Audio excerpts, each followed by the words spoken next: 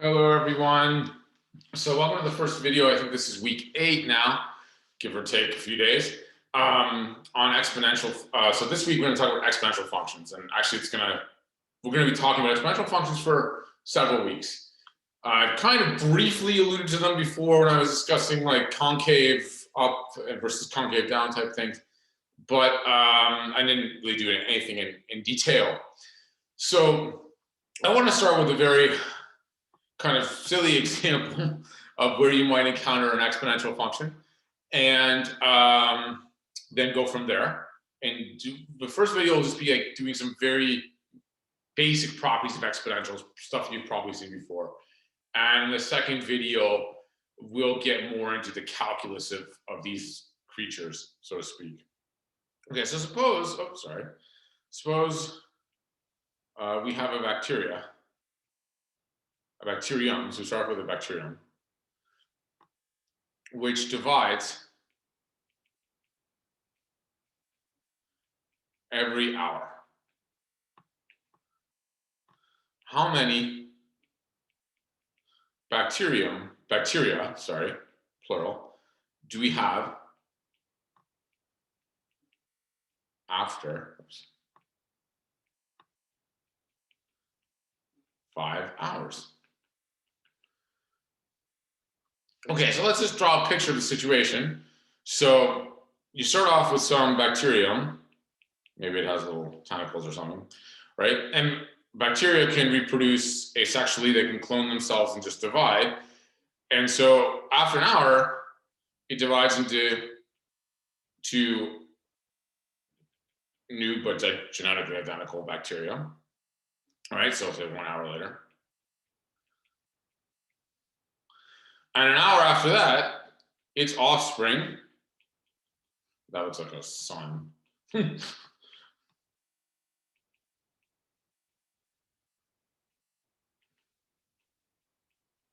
will divide into, each of them will divide into 2 new bacteria, right? And so on and so forth. So you would get, I'm going to run out of room, but we kind of draw the situation out, right? We get it with this kind of tree-like figure, which at each kind of node in the tree, you would have 2 branches, right? That represent the 2 bacteria that are created after cell division. So, okay, so we start off at time t equals 0 with 1 bacterium.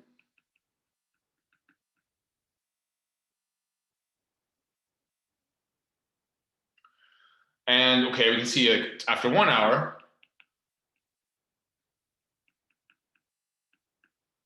we have 2 bacteria.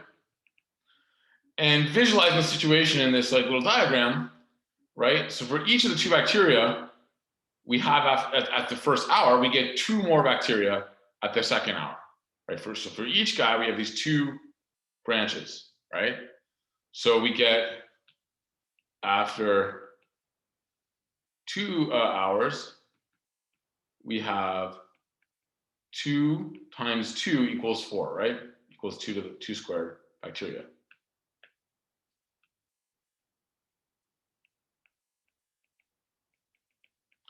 Again, the idea is that for each bacteria, for each of the 2 bacteria that we have at 1 hour, we get 2 more, right? So you get 2 times 2 equals 4 bacteria.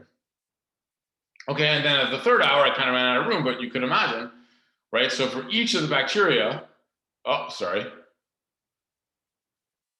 each of the 4 bacteria that we have, right, at 2 hours in time, we get 2 more for each of those guys.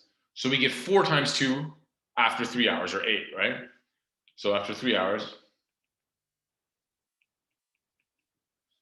right, we get 4 times 2 equals 8 equals 2 cubed bacteria. Now you see the pattern, right? So how many are we going to get after 5 hours? So this will be 2 hours from 3, right?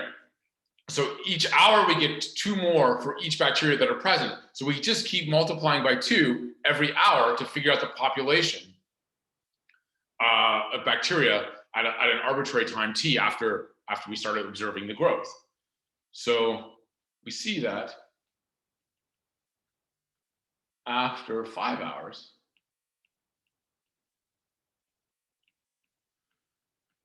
we would have 2 times 2 times 2 times 2 times 2, so 5 times, 5 factors, equals 2 to the 5 is 32 bacteria. So in general, after t hours, we would have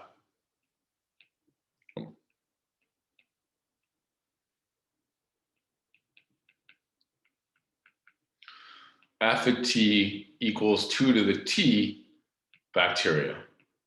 Well, let me say it this way. Skip this step there. 2 times 2 times 2 t times, which is 2 to the t bacteria. And so this is an example of exponential growth, but more generally, it's an example of an exponential function, right? So for each hour, the population of bacteria is doubling. So to get from 1 hour to the next, we just multiply by 2. So after t hours, you just multiply by 2 t times, that's 2 to the t. So that's the exponential function for a base 2 is what we say, right? So, so f of t equals 2 to the t is an exponential function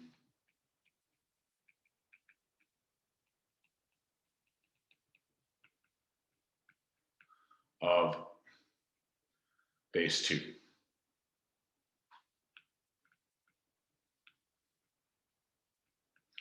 So you can see very naturally you have like these kind of functions arrive very, very naturally in science and applications.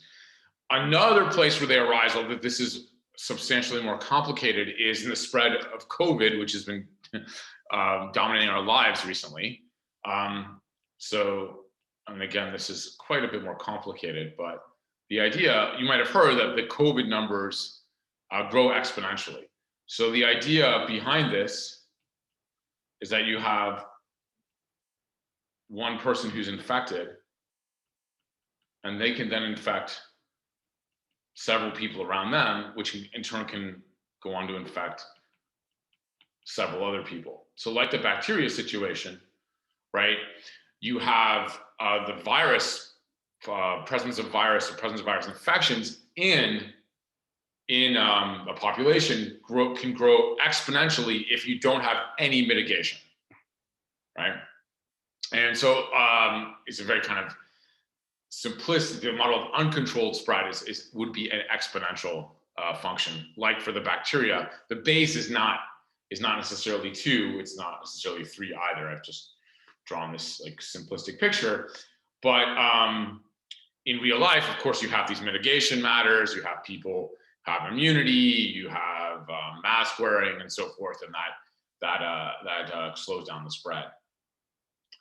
But even in the case of this bacteria, this silly kind of bacteria example, right? What's going to happen eventually to the bacteria is that it's living in some petri dish and eating some yummy bacteria snacks or whatever, the sugar medium that it lives in, and it eats the sugars, and then it depletes the resources of the environment, and then the environment can't sustain the growth of the population. So the growth eventually starts to die off, and that's a more complicated problem, logistic problem, which we may do towards the end of the semester. So, I mean, these are very, very simplistic models, but they do describe kind of interesting situations, kind of simple models where there aren't too many factors controlling growth. And in finance, we'll get to this later, you talk about investments and interest compounding continuously. That also is modeled by exponential growth, given that the values of the investments don't change. But so these are very, very useful functions in many applications in biology, finance, physics. I mean, you name it, exponential functions are everywhere. Okay, so let's make some definitions, review some basic things about exponential functions, and go on from there. So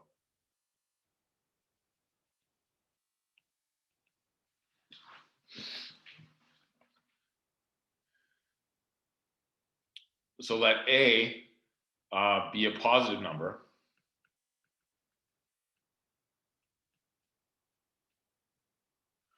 And really, you should have a not equal to 1, otherwise you don't get anything interesting. And then, then the exponential function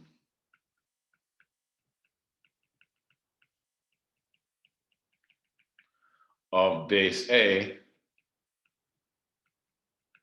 f of x equals a to the x is this function f of x equals a to the x, which we think of, what is this a to the x? This is a times a, kind of like x times for x. I mean, I should be a little careful how I say this. For x an integer, if x is an integer, is a positive integer. Okay, but this function is defined for any x. It's just the easiest thing to kind of visualize for understanding what this means is that if x is a positive integer, like we were doing with the bacteria, a to the x is just multiplying a by with itself x times. But if x is a rational number, negative integer, these things get more tricky. But so I should kind of maybe put this remark in parentheses. That's what it means if it's a positive integer. But it's defined, we can define it for all x. So remark, right? If x is a positive integer,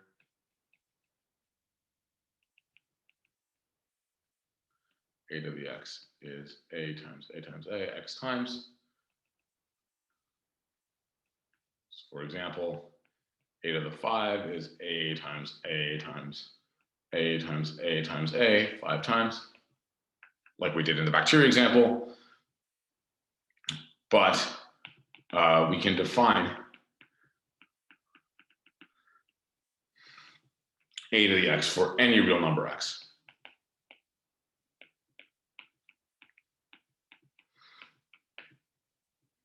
And for example, we've seen some of this before, but it's even more complicated. A to the 1/2 is the root of a, and so forth. Okay, so we need to kind of study some properties of exponents, and I'm just going to remind you of these very, very briefly. So, brief review of properties of exponents.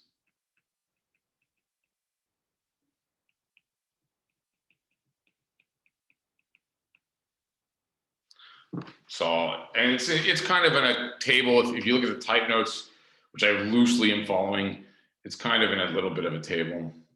So it's just good to remember these things. So it's not a bad form for it. So we have a product rule for exponents, right? So a to the x times a to the y is a to the x plus y, right? So the product of two exponents is if you multiply two exponents, you add them, right? So probably you've seen that before. And then negative exponent, right?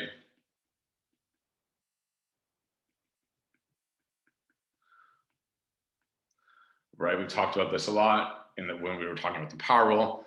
A to the minus x is 1 over a to the x, right? So if you have a negative exponent, you just put it in the denominator, something we've seen before. And if you combine these two rules, you can get the quotient rule for exponents. So you get the quotient rule. Oops, sorry.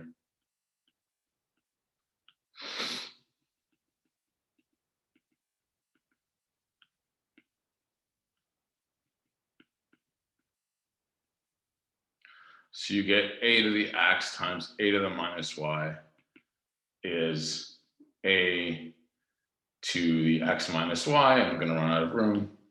I knew I wouldn't be able to fit everything on the table. So let me clean this up.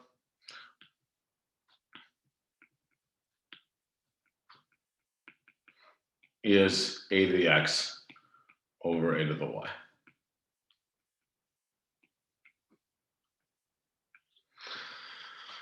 All right, so then there's rules involving powers and products, so we'll talk about this.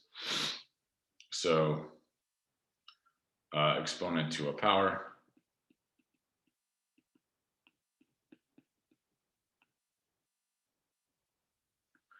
So if you take an exponential and you raise it to, say, the power y, you can iterate this product rule, and you can think about this, then that's just the exponential of the product. So it's just a to the x times y.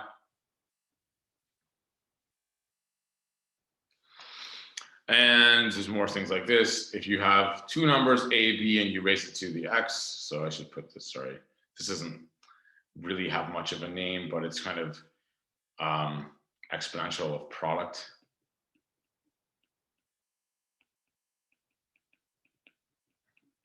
So if I have two numbers and I take their exponent, so I take ab to the x, that's a to the x times b to the x. Let me clean that up a bit.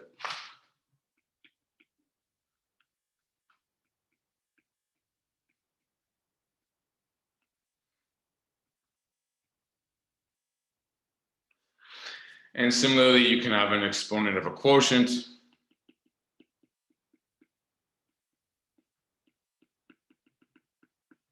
So a over b to the x is a to the x over b to the x. So I'm sorry if this is kind of dry and dull. Hopefully you've seen this before. And this is just a reference. So like, if you can't remember exactly what manipulations you should be doing, you can go back and look at this table and hopefully you'll remember quickly how it works. Because we're going to use these rules to manipulate exponential equations and exponential functions in the next few examples. I should make just a brief point of caution. So the product rule here, where you take the product of two exponentials. Sorry about that. Sometimes it switches from the pointer to the eraser when I do not want it to do so. Okay, when you take the product of these two exponentials, a at x, a to the y, and it's the exponential to the sum of x plus y. These are the same base, right? These exponentials are both base a, and you end up with something of base a on the right-hand side. So notice that that's not done here, right? So you're not adding the exponents here, right? Because you have different bases, right? A b to the x is just a to the x base a times b to the x base b. So it's just saying the exponential of a product of two numbers is the product of the exponentials, but these are different exponentials, or different bases. And the same kind of thing with the quotient issue, right? So here you have, right, a to the x times a to the minus y is a to the x minus y is a to the x over a to the y. Again, these are the same base a. So the quotient, right, the quotient of exponentials is the exponential of the difference, right? But here, these are different bases. So you don't have any difference of exponents, right? So in these first two rules, you're changing the exponents, but with the same base. Here you're changing the bases. So they look kind of different, and try not to confuse them. So just a point to keep in mind. Usually that's not a problem. Okay, so let's do some examples. So the first set of examples is manipulating exponential expressions. Manipulating.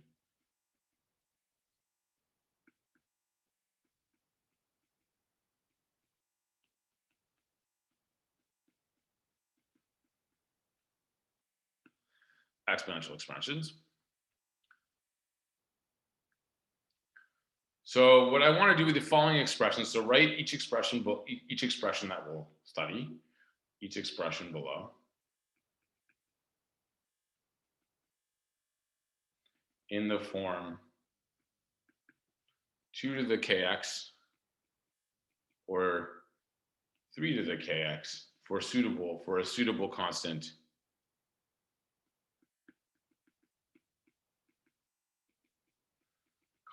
k.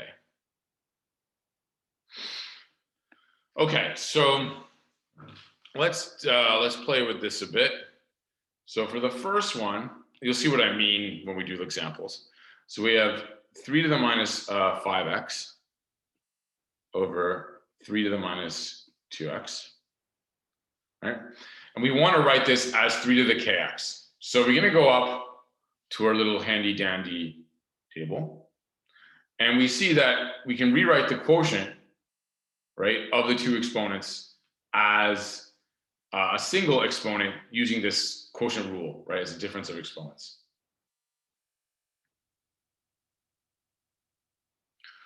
So this is, by the quotient rule, 3 to the minus 5x minus 2x.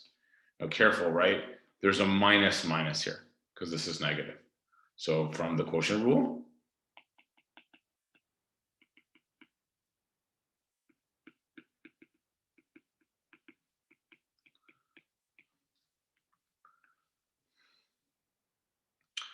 okay, and then we can do some simplification. So this is equal to 3 to the minus 5x plus 2x, which is 3 to the minus 3x.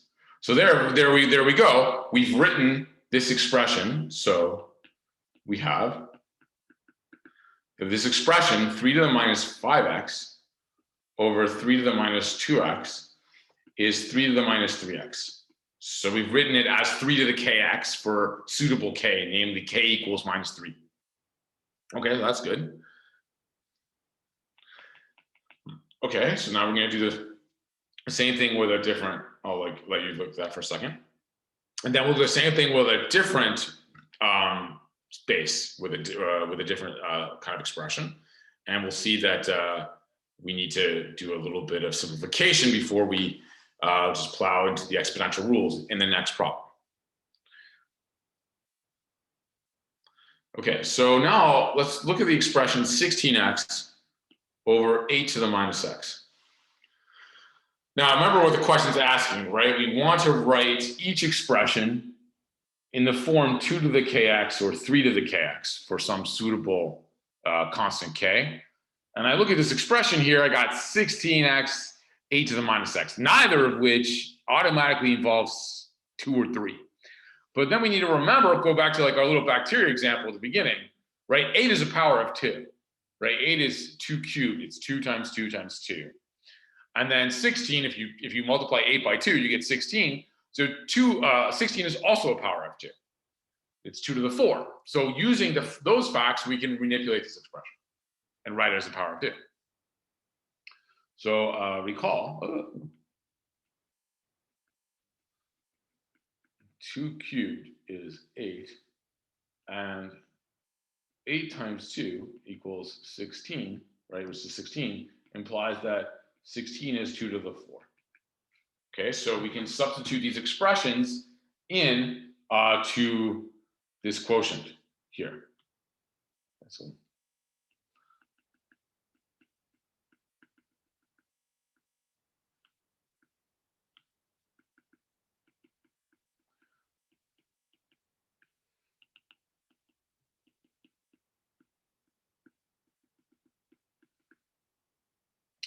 and you get 2 to the 4 to the x, right, over 2 cubed to the minus x.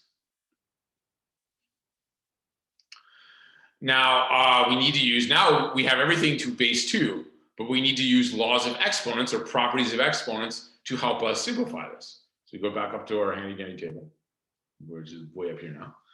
And we see that this exponent to a power rule can be very helpful for us here. It can be used to simplify this expression. Okay, so using that rule, if we take the exponent to a power, we multiply the exponents. So it's 2 to the 4 times x over 2 to the minus 3 times x, because minus x, right? So this is the, if you like, this is the exponent to a power rule.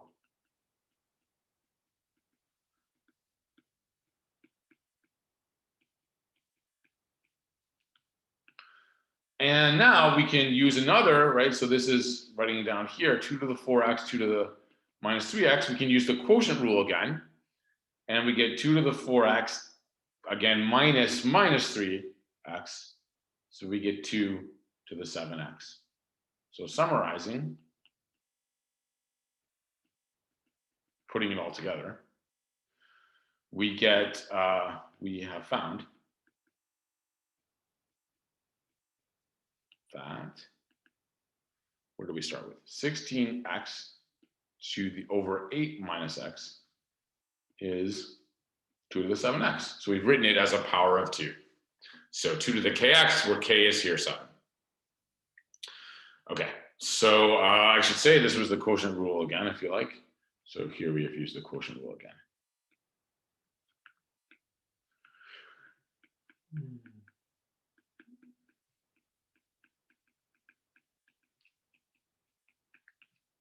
Okay, let's do one more where we actually have to mix the bases. So if you know, if you have the type notes with you, I'm kind of doing these in a different order because I think the first one's actually harder than all of the others. So the next one I want to work with is 2 to the x over 6 to the x. And now, okay, so unlike the previous example, we were able to simplify, right, this guy 16 and 8 in terms of a power of 2 because both 16 and 8 were themselves powers of 2. Then we use this exponent to the power rule. But 6 is not a power of 2. And but it's a 6 is a product of 2 and 3. So for this expression, we're going to be able to kind of write it as involving powers of 2 and powers of 3. And we won't be able to express it solely as a power of either 2 or 3 because the component pieces are not themselves powers of 2 nor powers of 3. So again, recall that 6 is equal to 2 times 3. So we have 2 to the x over 6 to the x is 2 to the x, right? 2 times 3 to the x. And now we go back to our handy dandy table, which is up in the stratosphere here, right? And we remember this exponent of a product rule. That the exponent of a product is the product of the exponents. So we can use that rule to simplify 2 times 3 to the x. Go back down. So we can use the rule ab to the x is a to the x, b to the x to simplify the denominator.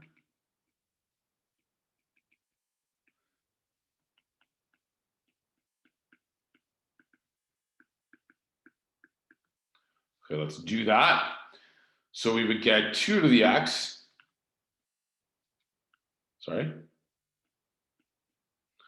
all over 2 times 3 to the x is 2 to the x over 2 to the x times 3 to the x. And lo and behold, actually I was kind of misspoke. In this case, we can actually cancel off the 2 to the x's. And we get 1 over 3 to the x, right? And so in the end, we get, and you can use negative power rule to get that it's 3 to the minus x. So actually in the end, we were able to write this as a power of 3, right? You could, and it turns out you could cancel the exponents involving base 2. But there was no reason to kind of expect that when you started off because 6 is not a power of 2 nor a power of 3. But here, we're in good shape, right? We cancel off the 2 to the x's. We end up with 3 to the x in the denominator, which we can use a definition of a negative exponent to write it as 3 to the minus x. So in conclusion, we have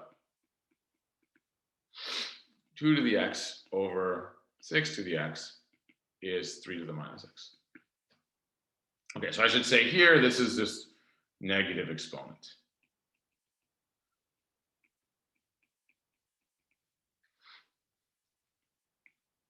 All right.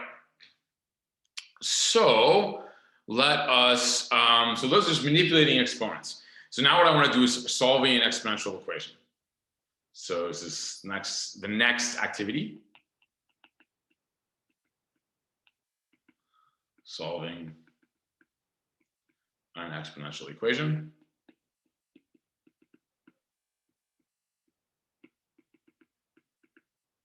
So here's the example. Solve the following equation.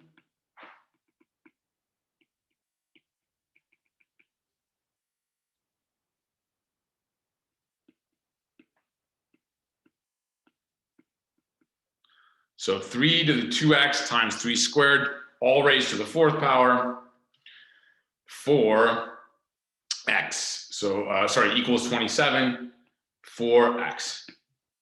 Okay, so let me, before I plow ahead and do this, let's give this equation a name.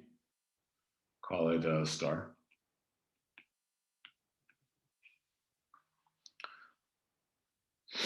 And the strategy, let me just explain the strategy for solving star before I go ahead and do it. So the strategy for solving equation star is to write both sides of the equation in the form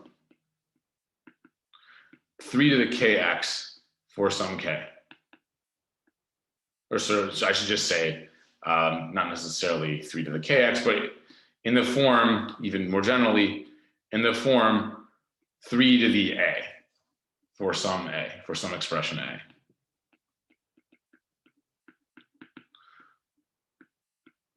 So what you want to do, in other words, is you want to write both sides of the equation as powers of 3, right? And there'll be different powers of 3 in general, right? So what you're going to do is that, so we will do some algebra that we've just talked about to express the left-hand side of the equation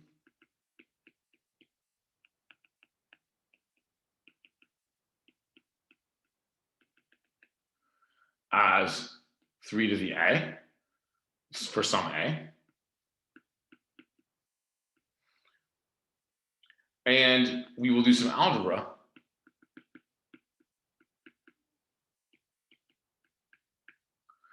to express the right-hand side of the equation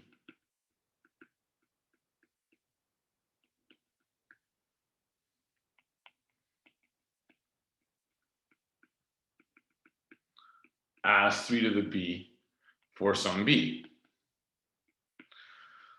So then the idea is we'll have, once we do that, once we have done that, we will have an equation of the form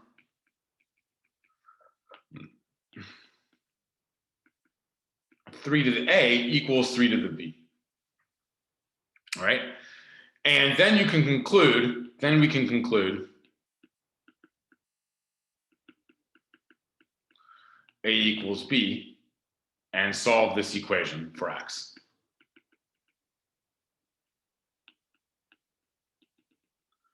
For x, and this will be a normal equation. This will be a usual kind of linear equation we're used to solving. So this might seem a little abstract, but you'll see it in the procedure. So the idea is to take this equation star, write both of the equations as a single, both sides of the equations as a single power of 3. So this a won't be a number. This a will be an expression that involves x. Right? So I should say some expression a to the x. And then we will do the same thing with this side of the equation. Right? And then you'll get an equation of the form 3a to the x equals 3b. And if you have two exponents that are exponentials that are equal, their exponents have to be equal. So we can conclude that the things once we've done this, we conclude that the exponents are equal. So this a to the x, whatever expression involving x equals b, and then we can just solve the equation for x like we're solving any old normal equation, linear quadratic equation. So that's the strategy. And it works for all these type of things so long as you can rewrite the equation, the exponential equation as a single power. It's a single exponential. If you can't, then you have to use other techniques we'll get to later. Okay, so let me grab this guy star here, grab him and put him in my pocket, take him down here, and we'll start with this. Okay, so let's start with the left-hand side.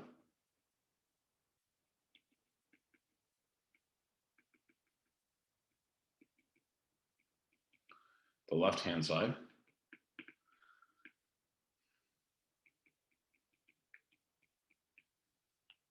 Which I will abbreviate LHS, left-hand side. All right, so we have 3 to the 2x, 3 squared, all raised to the 4th power. And again, using this exponential of a product rule, exponential, the rule for taking exponentials of products, this is the product of the exponentials. So it's 3 to the 2x to the 4, and that's 3 squared to the 4. And so this is the rule. Again, it's a little unwieldy to say it, but it's the rule a to the bx is a to the x times b to the x. And let me just clean that up there. There you go. All right, and now we can use this exponent of an exponential being the exponent of the product, right? So this is 3 to the 4 times 2 at x times 3 to the 4 times 2. So this is the rule that a to the x y is a to the x times y. So if you raise an exponent to a power, you take the product of the exponents. And then I can simplify a bit. So it's 3 to the 8x times 3 to the 8. And now I can use the product rule. So maybe I'll write the line first. So the product of the exponentials is the exponential of the sum. So this is 3 to the 8x plus 8, right? So this is the product rule. Okay, so now we've written the left-hand side as a power of 3, which is what we wanted to do. That was our goal. So the left-hand side of star is 3 to the 8x plus 8.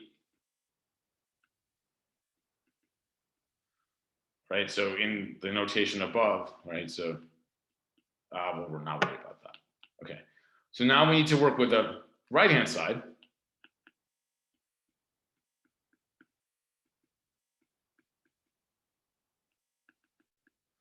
With the right-hand side. So the right-hand side of star was 27, right? So where did it go? It's way up here, but there it is. It's 27. And hopefully you remember 27 is 3 times 3 times 3. Right? So it's 9 times 3, right? So 27 is 3 cubed. So that's easy. We get that for free. So star becomes 3 to the 8x plus 8 equals 3 cubed. And so this is like what I was saying. So now we have an equation of the form 3 to some expression of x. So ax happens to be this expression of x is 3 to the 3 cubed. So this was kind of like my b in the earlier discussion. Okay, if you want to follow those abstract notations we did earlier. So that's like the b. So in above discussion. But if that notation just confuses you, don't worry, right? Because we're basically there. Now we have 2 exponentials that are equal, so their exponents have to equal. So we can conclude that 8x plus 8 equals 3. And now we just solve for x. Now we solve this normal equation, this normal, i.e. easy.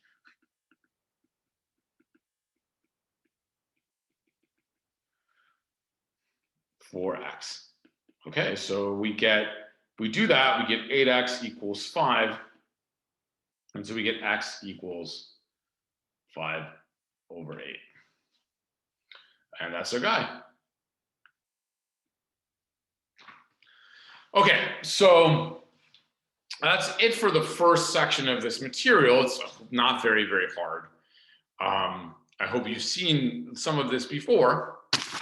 And in the second section, we'll get into some more calculus, but it won't be too bad. I think the calculus of exponential functions is the best calculus. I mean, I don't know how to say it. I'll say it in the next video more explicitly, but like the derivatives of exponentials are the easiest things you could hope for in life.